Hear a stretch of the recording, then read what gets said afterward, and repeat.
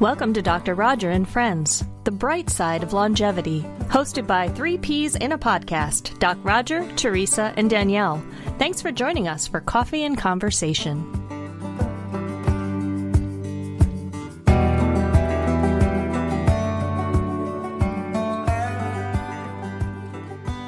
Hello, I'm Dr. Roger Landry, and I'm here with my colleagues Teresa and Danielle, and we're here because we're all in this together, and we bring some skills to the table, public health and coaching and positive psychology and mindfulness, and we're here, again, just to help.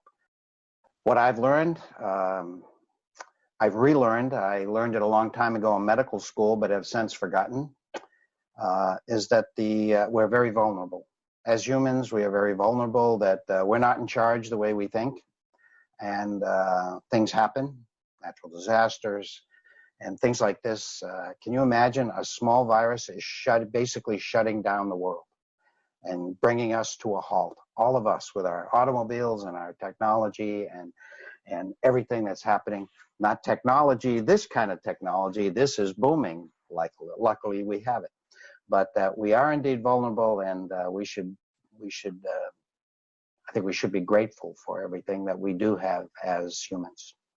You know, one thing I've learned, and it sounds so simple, and maybe I used to know it, but the power of just picking up the phone and checking in with someone, especially the older adults in my life, who I know are probably far more impacted than I am.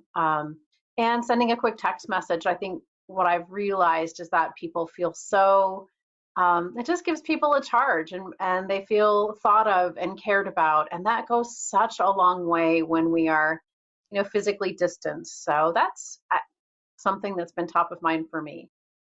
I have a couple, but the first one that hit me rather forcefully was my lack of flexibility and the need to be more flexible.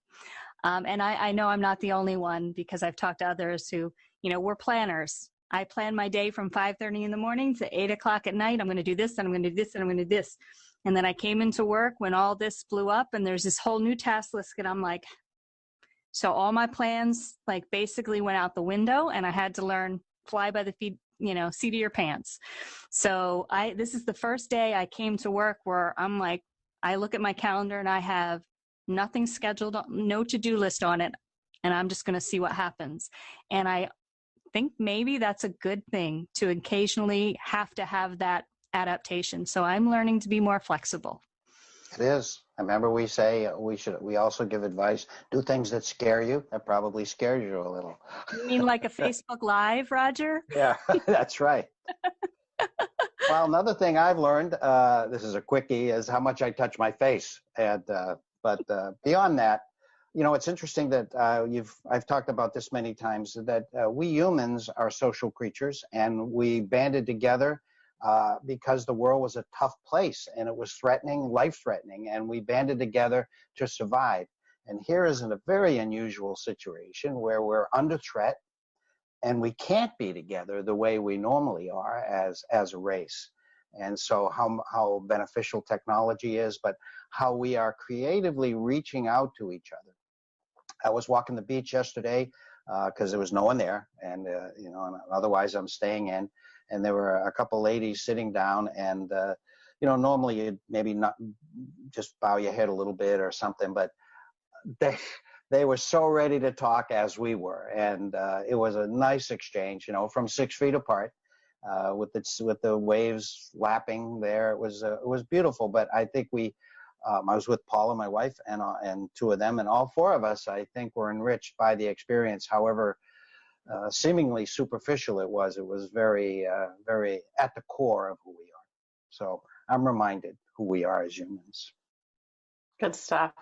One thing I've realized, I think many of us are feeling uncomfortable emotions, and we all have our thing that we go to buffer, to avoid feeling uncomfortable. So whatever that is for us, whether it's reaching for a piece of chocolate, or jumping on Netflix, or going on a spending spree on Amazon, or maybe over drinking, whatever the thing is, whatever our go-to is, to avoid feeling uncomfortable. I think in this day and age, that's just going to be amplified so, so much.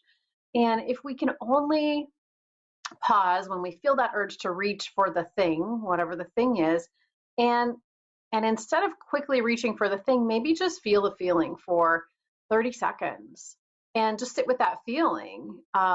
Invite it in and give it a seat on the couch and just stare it in the face for 30 seconds. Because maybe that feeling isn't as bad as we make it out to be. Maybe we do have enough emotional courage to sit there for 30 seconds and feel that feeling. And you know what? At the end of 30 seconds, maybe you still reach for the thing. And that's okay. There's no judgment. But the question is, can we sit with the feeling and feel the feeling? And if you can do 30 seconds, do you want to do a minute? And maybe eventually you'll want to do 2 minutes or 5 minutes. And eventually maybe you never reach for the thing. But unless we pause, we'll never get there. We'll never find out if that feeling maybe actually is tolerable. And so I think it's a little lesson in emotional courage, and maybe now's the time to try it out. Great mindfulness tool, just sitting with it. The other one, there's one more that comes to mind in talking to my friends, and I'm really fortunate. I have a number of friends who are now either out of work or their businesses have closed. But instead of wallowing in the fear of what am I going to do, how am I going to pay my mortgage, how am I going to pay my bills, they're doing something really unique. Some of them are pausing to think, you know, I've been wanting to make a career change. I'm not sure that I like the job I have. I've been kind of going through the motions. And so I'm using this time to really figure out what my skills are and what I want. And they're planning a new business to do something different. And those who are in business, who hopefully are temporarily shut down, are thinking, okay, well, now it's a time to plan a strategy for when I'm back in the saddle again, so to speak. What do I do? And I find that inspiring. I like to think that I could adopt that attitude, but to me, I would be fearful. And so I completely admire the fact that they're using this time to find a renewed sense of purpose. That's marvelous. You know, I think that's I think what we've heard today and what we're all observing is we're different. We're going to be different when this is all over, particularly if we pay attention to what's happening to us. If we just say, oh, woe is me, and then wait for this all to be over and then just resume our life the way it was, I think we will have missed an opportunity to be a better me, to be a better race, to be a better society.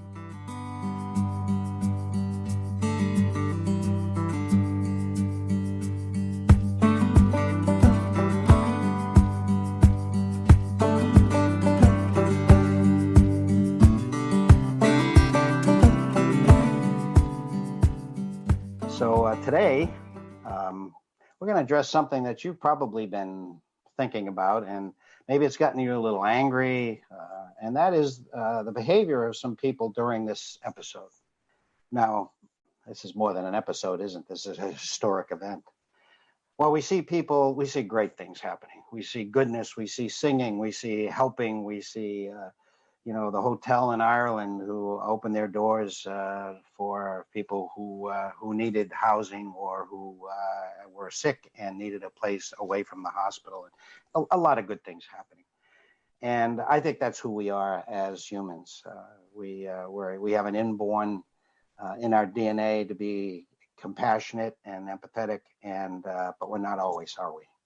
And we also have a dark side. And unfortunately, we're seeing some of that behavior going on. This is a very historic event. You know, I've lived the longest of these three by a long shot, and I look back on my life, and there was nothing like this. And in fact, although this has happened for the human race, this has not happened for most people who are living right now. The 1918 flu epidemic, where millions died. There aren't people around for that, maybe one or two, but for the most part, people don't remember. We mentioned before World War II, how we all came together, but this thing, where a little virus shuts down our entire globe, and that is historic. So when each of us looks back on that, we're going to remember. We remember where we were when major events hit 2011, the tsunami, all of these things. When we think of this historic event, we're going to say, where was I? But more importantly, how did I respond to this? Did I help? Did I hurt? Was I compassionate? Was I nasty? And at any age, I think this will happen. So I think this is important that we begin to think about our response during all this, which again, overwhelmingly is good. But why don't we address, ladies, this sort of, I'd like to think aberrant behavior, but the dark side behaviors. What do you think, Danielle, about this? Yeah, I mean, those are some great questions.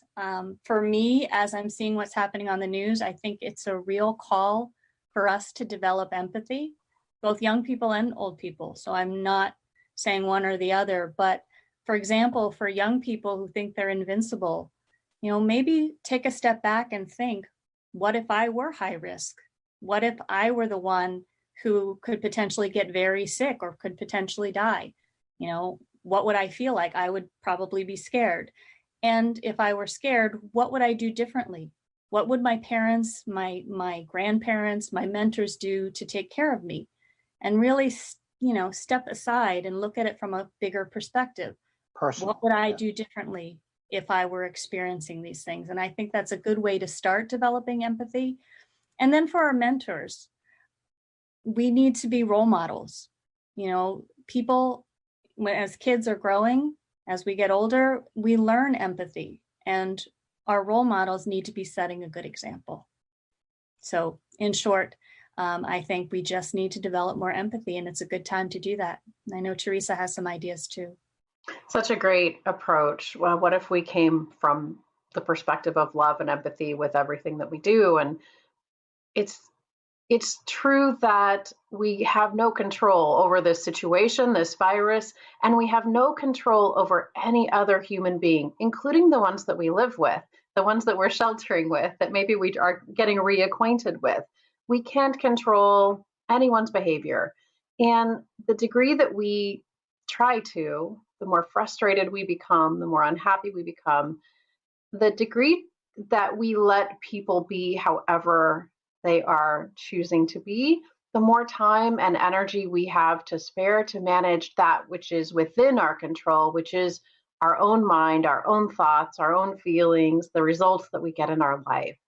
So my sense is we can't control the people.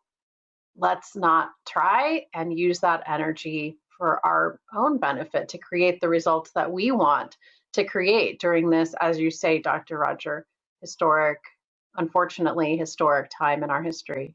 Well, we've all heard the quote, be the change that you want to see in the world. And I think it's time for all of us to do that.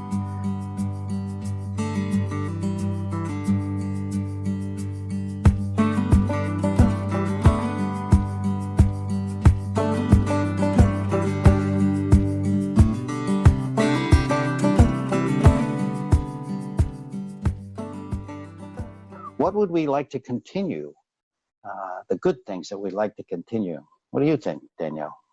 Yeah, so for me, I have developed a greater self-awareness, and I would like to maintain that and improve upon that. So for example, emotions are a little more intense, not like I'm not going crazy. I don't feel like I'm stir crazy or losing my mind or anything, but maybe 3%.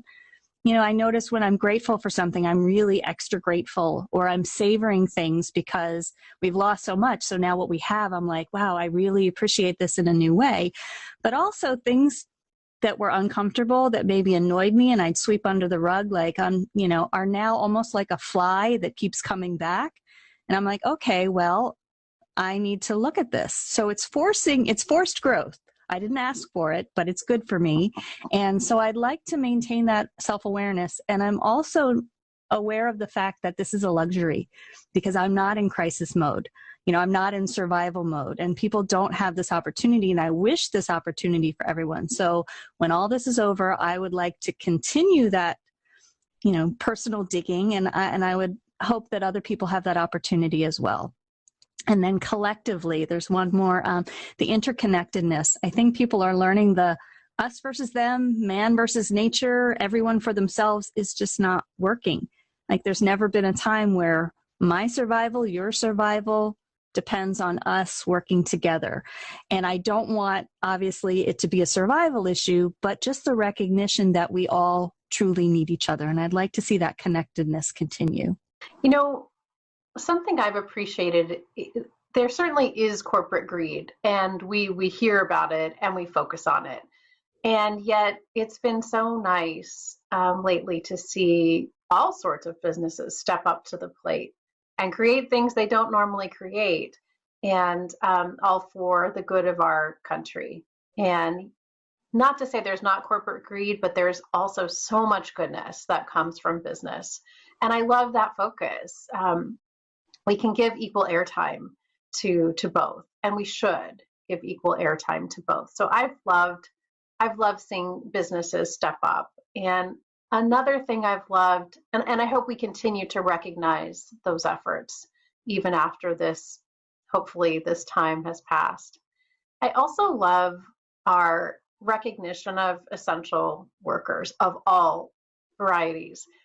And, you know, we tend to idolize actors and athletes and people who entertain us. And now we're really starting to recognize the people who are sustaining us.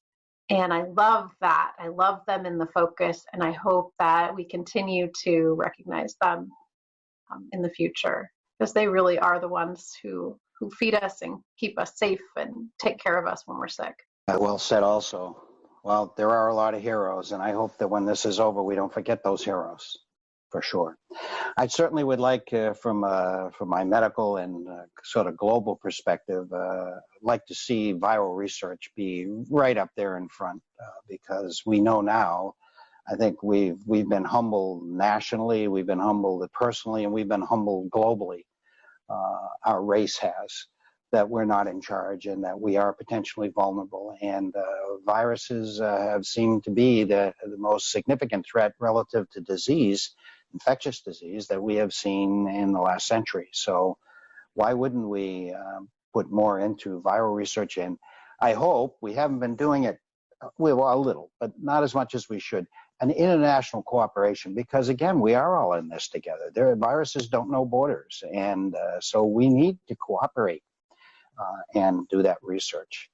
Again, nationally, I hope that we get a little more humble relative to who we are and our relationship with the earth and with nature. And personally, I'm going to continue, every time I walk fast, drive fast, or do anything, I'm going to say, why? Why are you doing that? You know, maybe you overscheduled and you're late or something, but you know, why? And this, I think the three of us have said something at the core of what we have said, is that this is a time of opportunity. When there's a challenge, something, some people see it as an impediment, as an attack, as a threat, which it is, but others see also that it's an opportunity for personal growth, for national growth, for species growth. And I hope we see that happen after this. You've been listening to Dr. Roger and Friends, The Bright Side of Longevity. If you like the show, please rate and review, and be sure to click to follow.